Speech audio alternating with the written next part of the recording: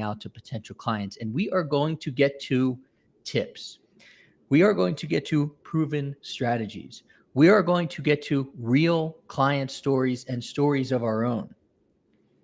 And what we're really going to talk about is the fear of rejection, which at the end of the day, John, is one of the reasons that I find that the folks that I work with in the education space, especially, do not reach out. And it's very understandable, is that fear of rejection. So before we get into the tactical parts of reaching out to potential clients, can you talk about the fear of rejection, and has that ever held you up from reaching out to a potential client? Oh no, never held me up, man. We love that. Of course it has. So this is a journey, right? Imposter syndrome, fear of rejection, egoitis. The way I'd respond to this one is worst, best, likely, right? When you think of fear of rejection, you think of the job that you have to do to reach out and continue to press forward in your lead generation journey and prospecting. What is the worst that can happen when you're thinking about that fear of rejection? What's the best that can happen, and what's likely to happen? So, the worst that can happen is you get hung up on, you get a cold shoulder, you get a feeling like my value proposition, my solution, my venture isn't worthy. The best that can happen is you can engage in a constructive conversation that could lead to a prospecting and business relationship opportunity. And the likelihood is somewhere in between. Rarely just a summary hang up. If you've done the right job of prospecting, rarely will they say, "Oh, I love that. Let me sign on the bottom line. Let's get a deal done." Mm-hmm. Likely is, let's have a conversation and let's figure out what we can do to talk through the solution and figure out if it's going to be right for me. All right. Well, we're having a conversation here, and we have a lot of people who signed up to attend this live event, which is great. We also restream it at 11 o'clock Eastern on Sundays. If you are in the audience, and whether you are on LinkedIn, Facebook, YouTube, Instagram, wherever it is, we can see if you type into the chat. So if you'd like, no fear of rejection here, nothing to lose. Just put your name, put your LinkedIn profile, and put your company. And if you'd like, let us know where you're from, and we will probably somehow make a connection between where you're from and football. But for now, we're continuing to talk about the top tips for reaching out to potential clients. I feel like that fear of rejection is really more of a self-fulfilling prophecy, and you can flip it, right? If you believe you'll succeed, you're more likely to put in the effort and take the actions that lead to that success in anything you do, and especially when it comes to reaching out.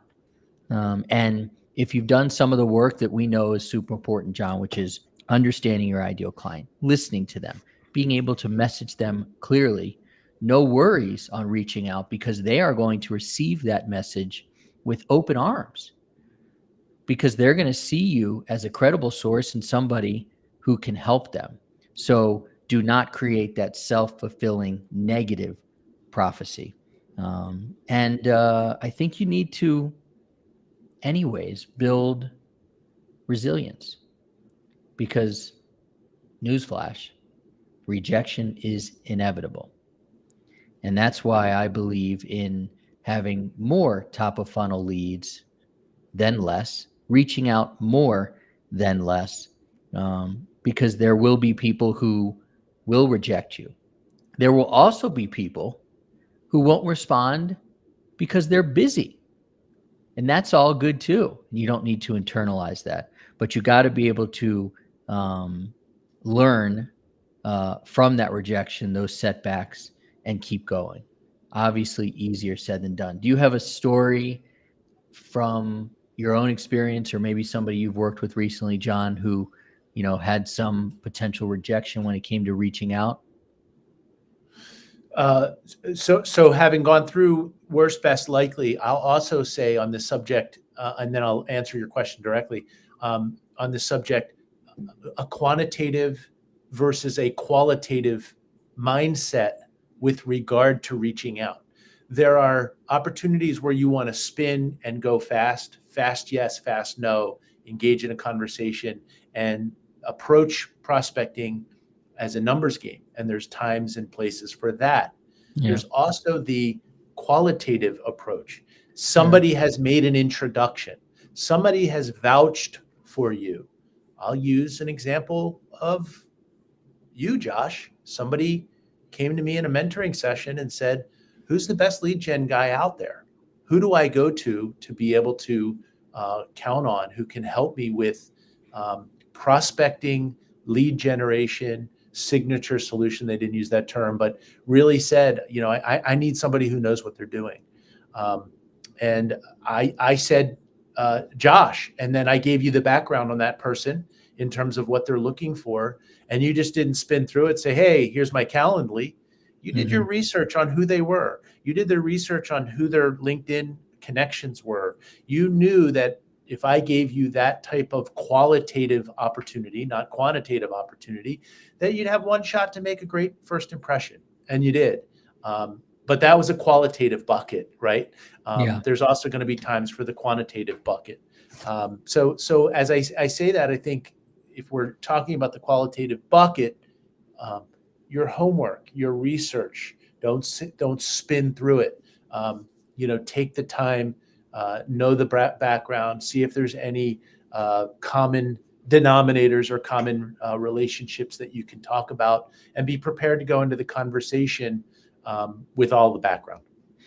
Understood. We're going to start talking about research and personalization and why we do those things. Let's welcome in Jamie. Jamie was a member of one of our cohorts. John, you got to check out Johnny Max. Super, super cool story. I will try and tell the story as best I can, Jamie. It's one of my favorites, founder story. Johnny was Jamie's father, just a world-class photographer. And when she was able to get a hold of his pictures, she basically turned his pictures into a whole curriculum. And Wow, I Jamie love can that. tell that story better, but it's super, super cool. And then I hope I can get the name right here. And this is coming from somebody who's got a tough last name. I'll say Sendhil. Do you think I got that right, John? Can you see that from Chicago? Sendhil. Sendhil. Sendhil, welcome. Certainly get a chance to connect online. Welcome in. And we're happy to have you. I'm curious, Jamie, Raleigh, North Carolina. I'm curious, Duke, UNC, or neither? Bet She'll she's drop that neither in because she's chat. a transplant. She's a transplant Okay. to North Carolina, but maybe she will have. She's going to come over the pledge her top with allegiance. like Colorado Buffaloes. I'm with it. Yeah, I something always have will to come ask. out. But Jamie's great, Maybe Wake and Forest, she's been the Demon Deacons. so far. But let's talk about research, and let's talk about why we do the research when we are reaching out to potential clients. We want to show genuine interest. That's why we do it. We want to show potential clients that you have demonstrated that you are taking the time to get to know them and see how you can help them, as opposed to kind of those BS messages we all get in our inboxes, whether it's LinkedIn or email. We want to increase relevance. And why do we do that? Because we want to tailor our message to their specific needs and challenges. In the education space, if we know who we're talking to, and if we know how we can help them, we are much more likely, as we are reaching out to potential clients, to get them to respond. Even if, get this all the time, even if you get, they say, Josh, I get 10,000 LinkedIn messages a day.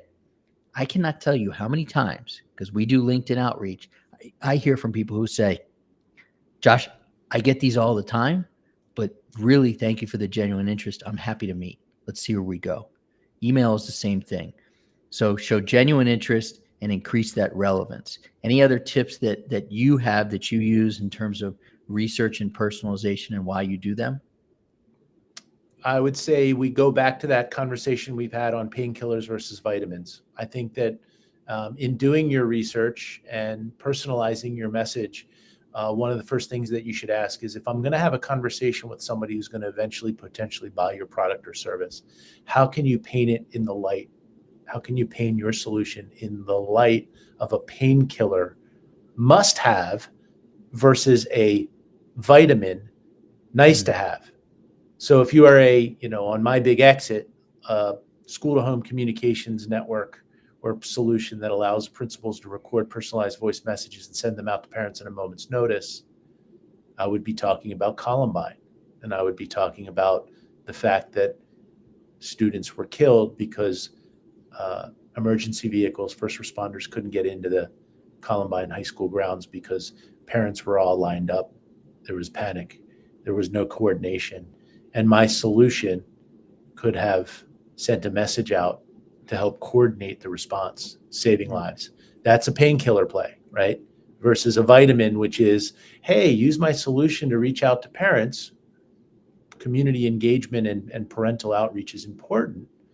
But at the end of the day, if I can conceptualize or categorize the solution through the lens of pain killing and a must-have, I think that's a personification of the research and interest and work that needs to be done if you're going to streamline the process of somebody considering versus purchasing your product. Gotcha. Look over your right shoulder. Catapult. Yes. Painkiller, vitamin. Tell me why. Catapult's definitely a painkiller because it's inexpensive, $399 one-time fee for the next few months, and gives education entrepreneurs the ability to get connected to strategic advisors and get support in the areas of leadership, product, market, and fundraising. It's an opportunity to connect in an entrepreneurial community of practice cost effectively and get mentored by people like me. Sounds like a painkiller to me. So I can tell you, John, because I know we're asking. It says right in front of my screen, maybe yours too, someone scanned the QR code. That's the beauty of technology today. So That's awesome. it is there. And reach out to me if you have any questions. The value proposition's there when you get to the homepage. But if you want any testimonials and if you want to see how other entrepreneurs have embraced the Catapult virtual accelerator to really build muscles in those areas, team building, product development, market positioning, and raising capital, I'd be happy to go through a quick demo or show some of the features and benefits and testimonials accordingly. And you get to spend time with John Gamba. So I might just snap that QR code. We got Mike joining. Mike has also got a very cool product. We're getting to know Mike and his co-founder Sam. It's really interesting. His co-founder Sam is kind of more from the biz dev side of the world, and Sam and Mike are working really hard to bring in a phenomenal product around IEPs to the world, and hopefully going to be able to support them soon. They are getting that first pilot off the ground, which, as you and I know, is so important. When we talk about vitamins versus painkillers, okay, I think the concept makes sense. To me, with a background in journalism, I've always thought that the lead of any story is so super important. And when I think about writing to convey the fact that Catapult or the Ed Sales Elevation Experience is a painkiller, not a vitamin, you need a compelling intro. You need to have a compelling intro. And a compelling intro, why do we need a compelling intro? Because it's going to grab attention, especially in a world of information overload. So take the time to write that first sentence. Why do we need a compelling intro? Because it's going to set the tone. It's going to set the tone for the rest of your communication until you potentially meet face to face. And a compelling introduction is going to increase engagement. So take the time to write that compelling intro. I'm not saying take the time. I'm not saying take the time to write a long email or a long LinkedIn message, but that first introduction, that first sentence or two are so important. And I'm going to give you a little tip that I've started doing. We are all most likely out there leveraging AI. Don't know actually how much you leverage it, John, but I'm beginning to leverage it more and more for myself in terms of writing. And I'm finding that AI is helping me think through conversations. I'll meet with my coach and then I'll use AI and have a 2-hour conversation with Gemini and go through what I learned. But sometimes I'll just want AI to write something for me. And I'll give it the prompt and then the tone comes out just so damn boring. That's not who I am. You know I ain't boring. John shook his head no. And so I'll tell AI, just being vulnerable here, I'll tell AI, can you actually write that in the tone of Matt McConaughey, please? And then AI will rewrite it. Sometimes they go a little too far with the all right, all right, all right.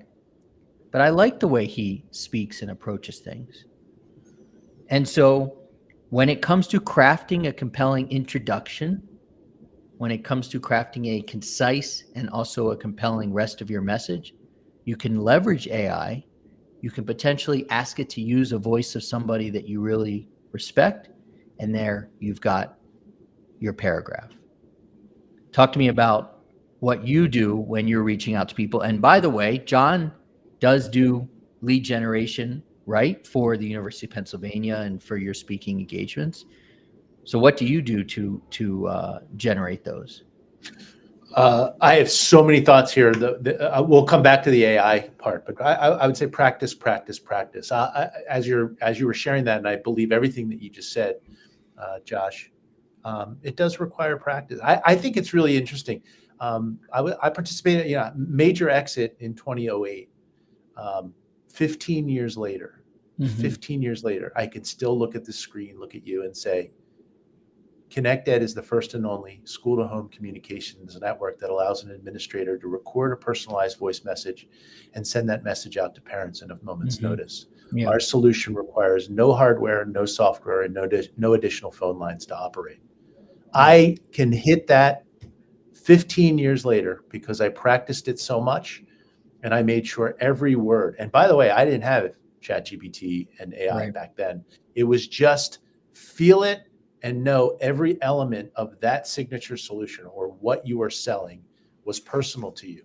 Fast forward 15 years, feels like 15 minutes, 15 years, Catapult is the first and only 100% fully virtual accelerator that connects education entrepreneurs to learning resources, strategic advisors, classroom practitioners, and academic researchers, all within an entrepreneurial community of practice.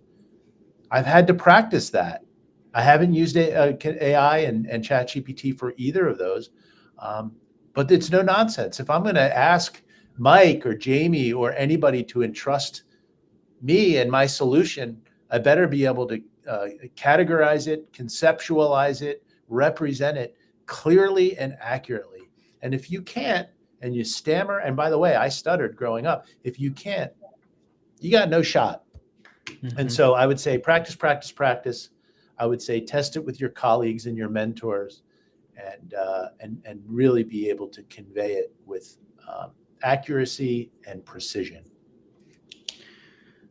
Before we move on, I really would love to get your thoughts on the AI and my name dropping of Matt McConaughey. You have no comments on that? I do. I think that the way that you're creatively approaching it is great. But in my circles, and I just returned from Stanford University on the Stanford's Learning Accelerator event and conference, where AI was the buzz and the conversation, as well as Google and talking about their AI strategy and how AI will impact education. What you said and how you're using AI, I think is great, but I don't want to geek out on it. But I think about this push-pull between efficiency using AI and getting to where you want to be quickly, and this extreme, which is cognitive friction. And I want to be careful about over relying on ChatGPT and AI because you want to move fast and you want to get to the answers quickly. I also want to say that there is room in this world for cognitive friction, that I think people learn and get better if they struggle. So I don't want you to get to your signature solution with Matthew McConaughey too quickly, because I want you to get to the point where you had to struggle a little bit with it. And there's ways to use ChatGPT and AI to both move fast, but also get to something that is really interesting with the Matthew McConaughey voice or confidence or elements that is going to make you truly differentiated. So my point on the AI comment is less about AI yes or no, and more about AI perils and promise. AI, what can you do to really use it for efficiency, but also use it to challenge yourself to get to the point where you really have a truly differentiated solution. Yeah, totally hear you on that. I mean, my thing that I've found with AI is that you really have to know what you're talking about to give great prompts, to get good answers.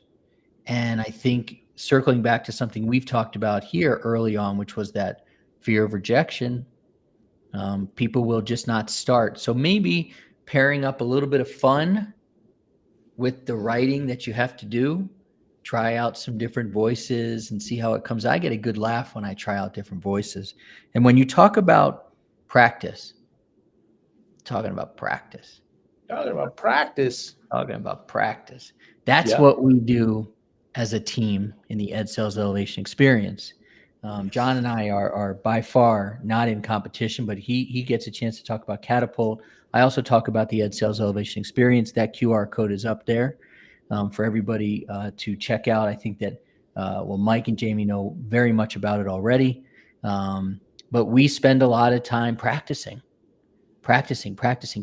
getting comfortable. And because we've got that cohort and we meet for an hour and a half each week, we're testing each other. And I can tell you what, John, Naren, who's a mutual friend of ours, is beginning to really drink the 3E Kool-Aid, man. And he is making some really great strides. Today, he's speaking at a conference in Nashville. So really proud of him there.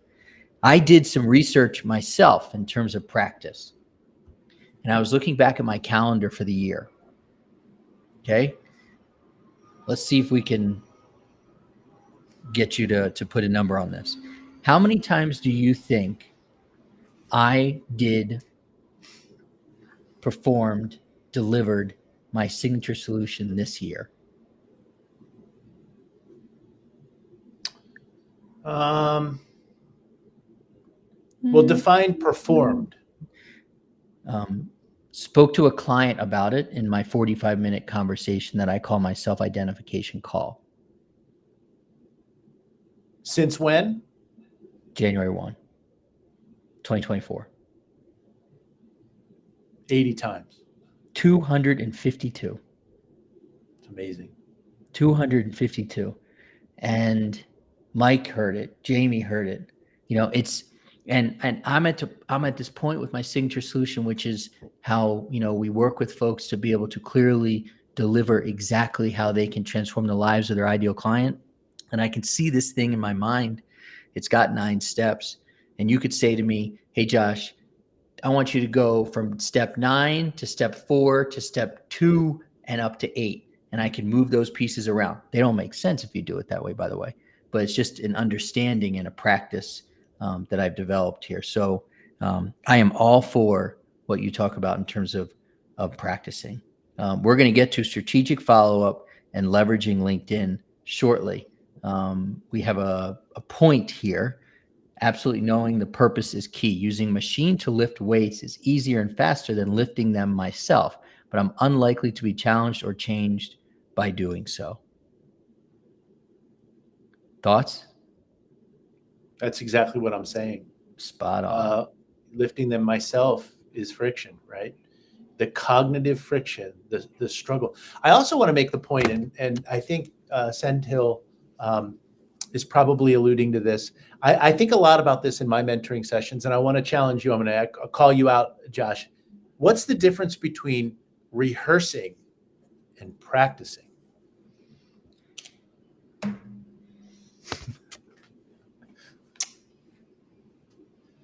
Huh.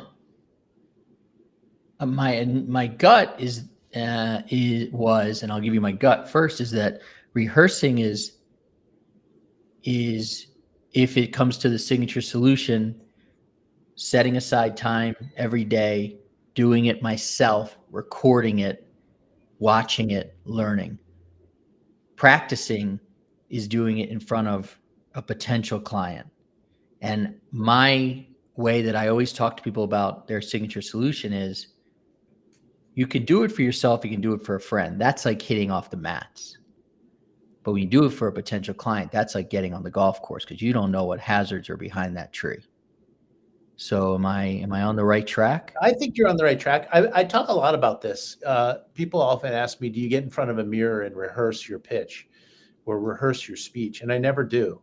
But I can tell you that I practice my messaging and I practice the bullets and I practice my power of threes. I'm going to share 3 points today that I want you to remember. But I never sit in front of a mirror and say it again, say it again, say it again, and rehearse. I don't think either way is right or wrong. I just think that it's very different. And I don't think when I say practice, practice, practice, since I'm saying or recommending rehearse, rehearse, rehearse. I really am saying practice with mentors, talk it through in terms of your messaging. It doesn't have to be perfect, but don't phone it in. Don't write it once and that's it. Really go through a process of iteration, really go through a process of enunciation, really go through a process of practicing what you preach so that you can get the message out and really maximize your results. My mom worked for Bill Bradley, for a couple decades, and one of his lines was, "When you're not practicing, somebody else is." And That's right. there's nothing that can substitute practicing. And what about that idea of hitting off the mats versus being on the course? I mean, from a golf standpoint, you've been known to hit the golf course. You can't play your game on the mats. Well, this will be a fun conversation. I've seen a lot of scratch handicappers on the driving range, right? Yeah. And that's another thing that's a really good message here, Josh, is how many times have I gone on a driving range? And you're right, I have been a competitive golfer in my life. In my past life, the older I get, the better I was. Mm-hmm. But how many times have I seen people machine gun balls from the range and then go out on the course and have a disaster? Right. So I think it's practicing with purpose. I think it's saying to yourself, I'm going to hit 5 balls and 4 out of 5 balls are going to be on the green on this range versus hit, hit, hit, hit, hit with no intentionality and no method to the madness and no, prescription for how you are going to prepare your pre-shot routine and your mindset for when you get in the game.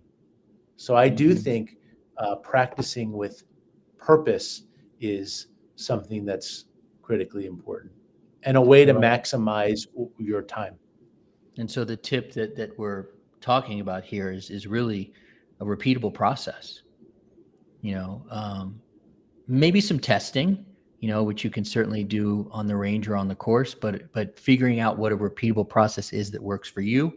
Mine, when it comes to talking to new clients, I've told you what I call my confirmation call. I don't call it a discovery call because I know that these people have done research and I've done research on them. So we're confirming that this makes sense. It takes about 15 to 20 minutes, and I'm really looking at what are their biggest challenges. And then we have our self-identification call, which is 45 minutes, which I said I'd done 252 times this year. And it's the same thing every time. I ask 8 to 6 questions, and then I talk and kind of walk through my process and see. And at the end of that, my hope is that the person I just walked through is going to say, this is somebody I can work with.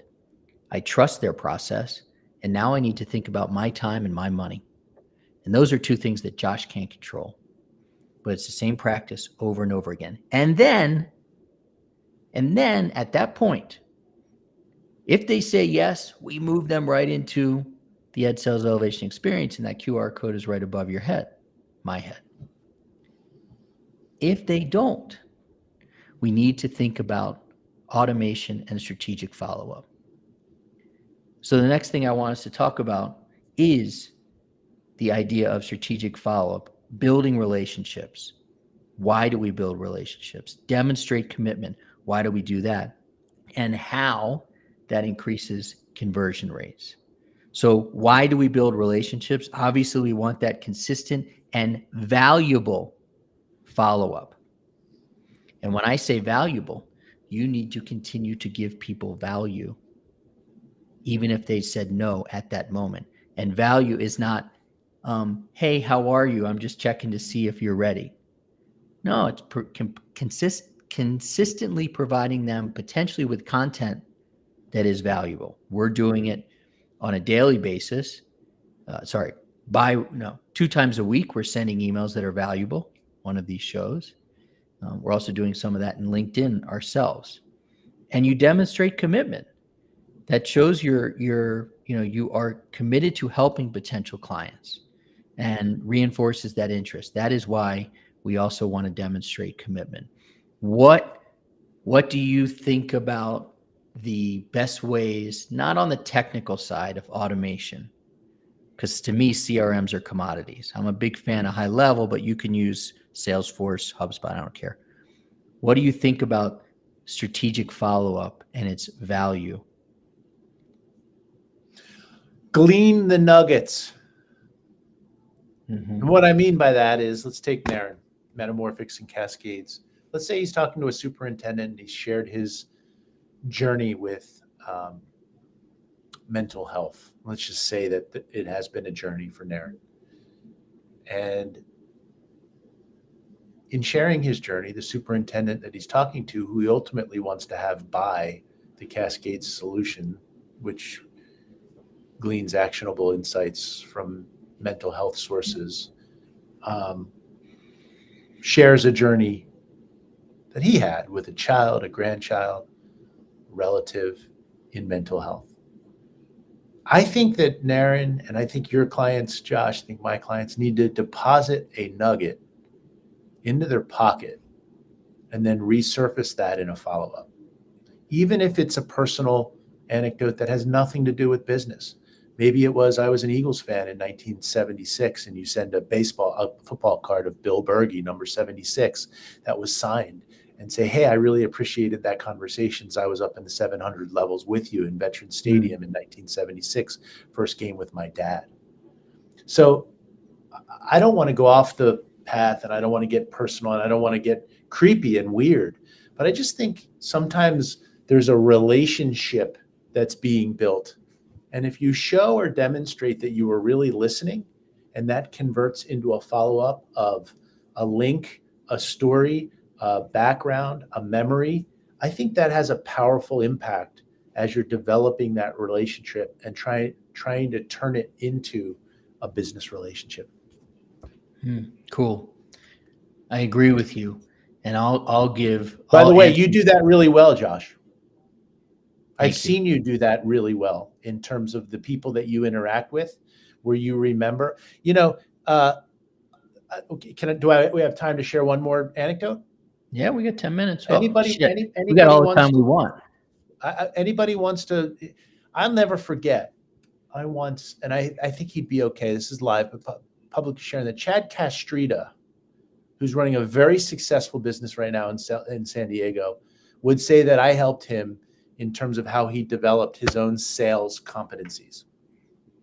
I will never forget. You talk about 262 practice sessions with Signature Solution. Chad Castrita would go out and present to superintendents back in 2005. He's now running a $50 million business. Look him up, Care Solis. Every presentation that he would make, superintendent, cabinet level person, he would follow up with a personal handwritten card. Everyone. You talk about remembering that. Superintendents who's doing business now will share that story. And that was just his knack. Hey, just wanted to thank you for taking the time. A personal handwritten note. When's the last time you got a personal handwritten note, a card, a thank you, an attribution? And in that, he would often say something about the meeting that would shed light on the fact that he listened.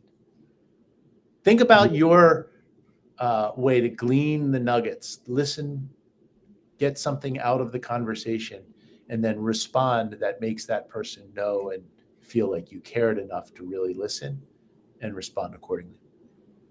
So I just want everybody to know and hopefully remember that none of this is scripted. Between John and myself, we have a topic, we prepare separately. We spend most of the week bullshitting each other about football and other things. But what John just talked about in terms of writing a thank you note, I was listening and following, and then, including some of the nuggets to show how you listened. I was listening. And I'll tell you, John, I'm going to I hear you. I agree with it. I want to offer people a way to do that in a little leveraging technology. And again, I'll bring this back to AI. And I want to make sure people know I'm not a real big AI person. I'm just learning how to use it. But I do believe in having a note taker.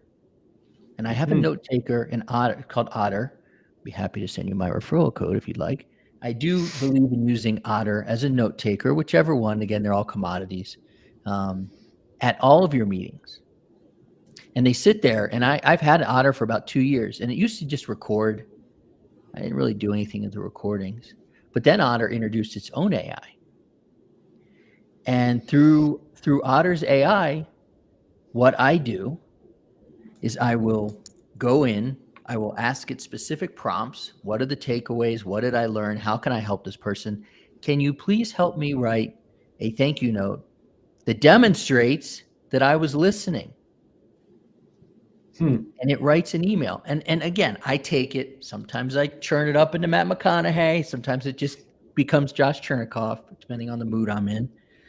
But that's a little more, I'm not going to say a modern way, but that is a way of leveraging technology to do exactly what your friend Chad was doing. And it's the same idea. And it's following up. And it's not just your typical thank you note, because you are showing that you heard what was said. So if people are interested out there, again, just to recap, I use Otter. It sits in on my conversations. After the conversation, if you have to pay the $30 a month to get it, then you go into the AI portion of Otter and you can ask it questions, and you can ask it for nuggets, and you can ask it, what are the takeaways? How can I help this person? And it's like having an assistant right there. So I love that story about Chad. I never heard about Chad, so I'm going to research Chad. And I appreciate you talking about the, really getting. Someone out there is going to reach out to Chad and say John Gamba was talking about you.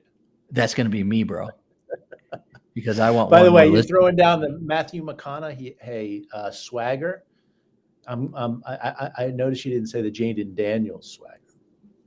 They are connected because Matt McConaughey is one of the biggest Washington football fans there is. And the reason is that comment's going to come back to haunt me. I know. Yeah, the reason is, Matt McConaughey. I was about to call him Matt, like we're buddies. Matt McConaughey grew up in Dallas, and like so many friggin' Cowboys fans in Washington, they said, "Oh, you're a Redskins fan? I'm gonna be a Dallas fan." His dad was a big Dallas fan, so he's a big Skins fan. And if you do get a chance, I don't know if you have read his book before, Green Lights, but Green Lights came to me at a time during the pandemic when we were considering making some changes where we lived. Phenomenal book. Phenomenal book. I'll So check it out. I Homework. recommend the book. Awesome. So 5 takeaways. This is what I wrote in terms of 5 takeaways from what we talked about here. First of all, embrace that growth mindset. Okay. View outreach as an opportunity to learn and connect. And if rejection comes, you learn from it. Personalize, personalize, personalize. Find that 1976 Topps football card. And before you send it, you can reference it. But you got to tailor that message to each individual client. Start strong. Craft that real strong introduction to get their attention. And finally, and I think people forget this a lot, you got to follow up. You got to follow up strategically. And I will generally send one message to people. And then the next day I send a quick bump and I say, did you get a chance to see my message? And then a week later I send seem like you're too busy, I'm here to help. Out. No reason to send the 4th, the 5th, the 6th, the 7th. It's not the right time. Those were my 4 takeaways. What about yours? Disciplined and institutionalized. That's what I'm building on your 4 points. Be disciplined in your approach and institutionalize your practices. Mm-hmm. I got it. I like it. That was more concise. Appreciate that. It's almost as if you machine learn that thing. Maybe I typed it into ChatGPT and Gemini and Claude. Oh, okay. Oh, by the way, I want to call you out and recognize Ernie too. How about meeting with Ernie and you, and Ernie Delgado whips out the signature solution and the snake, right? The line of how he's thinking about his business, presenting it to me, and didn't have his chest out. Just kind of now being disciplined and institutionalizing some of the training and mentoring and support that you've provided to him. I noticed that. I saw that. He took the time to practicalize or come up with a practical application for what you've worked with him on. And that meant a lot, Josh. I noticed that. I could not be more proud of the hard work from Ernie. Well, I met Ernie, who was a different guy. He was the same good guy. He was not as confident as he is now. And so I'm super proud of Ernie. Jamie's doing some phenomenal things out there. I'm very proud of her. Jamie, send me a note. I want to hear about this storytelling. I think that's fantastic. Yeah. And I'll just say, Josh, kind of in closing and let you have the last word. Cool. It works if you work it. Yeah. That's another thing. I think that people want to have this just magically happen for themselves. But when they practice and they're disciplined and they institutionalize processes and they're purpose-driven, it starts to happen for them. And wish all of your clients and all of your mentees well as they institutionalize and show discipline in the practices that they put forth. We are actually proof positive of that. You and I have been doing these consistently now, every other Thursday together. And they get better, they get easier. The technology gets better and easier after a few stumbles with Ken trying to get us in the right direction. He was doing his damn best, but LinkedIn was changing the way we were doing things. So here's the road ahead. Next Thursday is Thanksgiving in the United States. So hopefully everybody who is celebrating is able to celebrate. And, icing on that cake is always the Cowboys losing if John Martin's out there.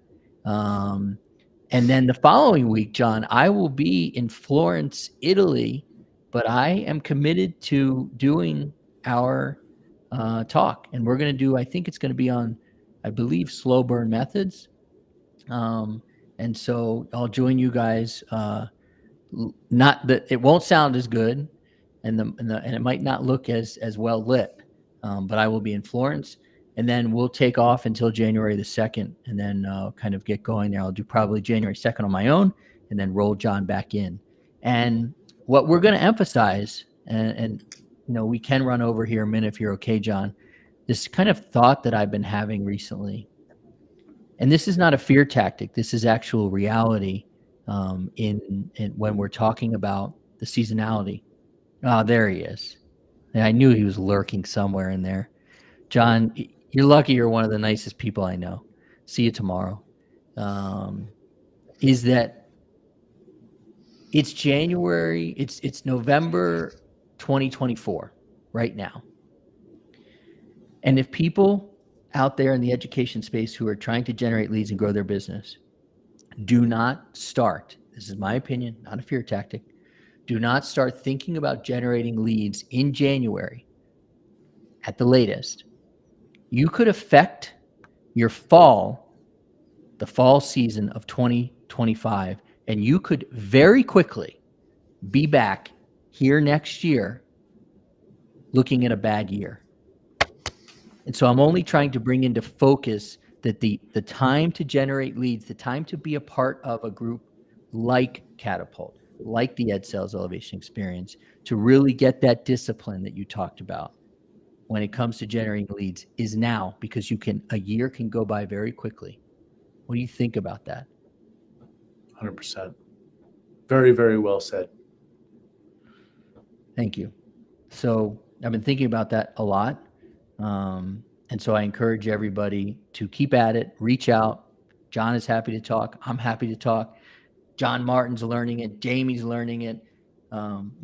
This is a community that we should be thankful for. And it is growing and it is growing. And it's so wonderful to see. Ken, who supports us, has been sick for the last week. So wishing Ken that he gets better, wishing everybody a happy Thanksgiving. And John, go Birds. Yeah, forget that. But I'll see you soon. Thank you.